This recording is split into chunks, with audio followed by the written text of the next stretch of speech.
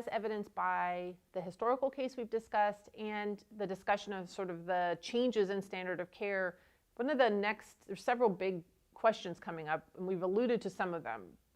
We've got studies in the platinum-sensitive maintenance with PARP in all PARP naive patients. Now we're entering a world where many patients will have received PARP inhibitor in the front line, so a big question is going to be use of PARP after PARP.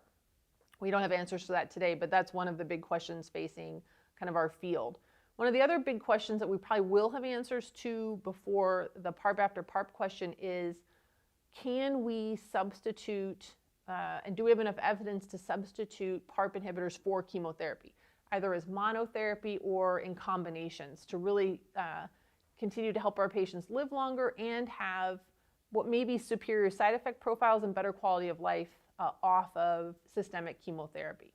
And so I've alluded to in the past the single-arm phase 2s that are available with rucaparib in the Ariel 2 and Study 10 data, and then olaparib and the Bella Kaufman paper. And when you think about monotherapy use of PARP inhibitor, the largest study to date, single-arm study, is what's called the QUADRA study, which was basically a single-arm phase 2 of niraparib, the PARP inhibitor niraparib, and it was in all comers. So anyone for whom the provider felt like a PARP inhibitor was a reasonable option, and they had received at least 3 lines of chemotherapy and had high-grade serous or high-grade endometrial ovarian cancer, could come on QUADRA. And the endpoint was response rate. The primary group we were looking at, though, in QUADRA was this group of patients who were in the 4th line or beyond, and really particularly 4th and 5th line of therapy, who still were considered appropriate for platinum or were platinum sensitive, whatever that means in that line of therapy. It's kind of hard to define, but appropriate for platinum, and had evidence on their tumor that they had lost their homologous recombination proficiency. So they were homologous recombination deficient. So the primary group of interest in QUADRA was appropriate for platinum, homologous recombination deficient, advanced ovarian cancer. And so in that group of patients, we performed very well with a response rate of about 27%. And it was a very durable response. Again, remember, we're in the 4th and the 5th line, and patients were on a median of almost 10 months, 9.5 months.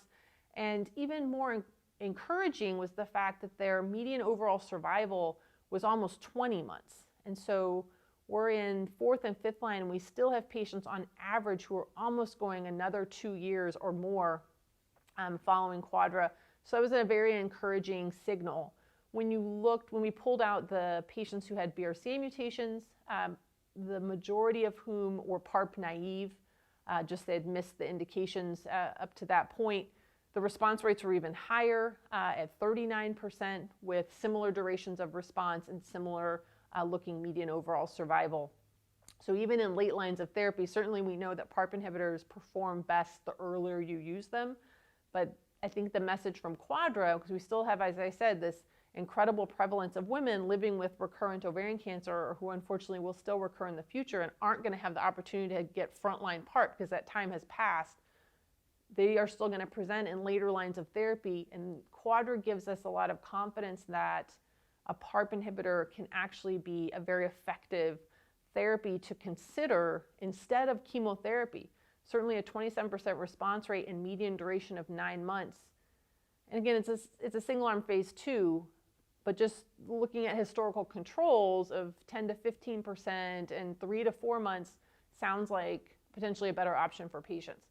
And so this particular indication, and it is public knowledge, has been submitted to the FDA and hopefully will allow for expansion of the label so that patients beyond BRCA can access a PARP inhibitor as monotherapy. So this would be the first indication for monotherapy treatment, not as a maintenance, but instead of chemotherapy, monotherapy PARP inhibitor treatment for their cancer outside of patients with a somatic or germline BRCA mutation, which will expand tremendously the opportunities for our patients to access PARP inhibitors in a line of setting of their choosing. Some patients may not want to be reinduced with platinum again, or they may have a platinum allergy, and so trying to get to that maintenance PARP option just isn't possible for them.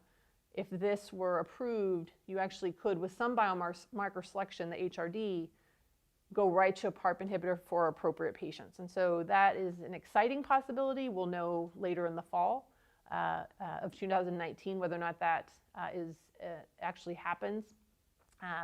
But I think that's really where kind of the field is going. And then even beyond that is combination therapy. So again, at ASCO 2019, Dr. Mansoor Mirza presented a randomized phase 2 called AVANOVA, which uses niraparib and bevacizumab. So again, we've been talking a lot about either or, bevacizumab or PARP. Well, here they've combined them versus niraparib alone in both patients with BRCA-associated cancers and non.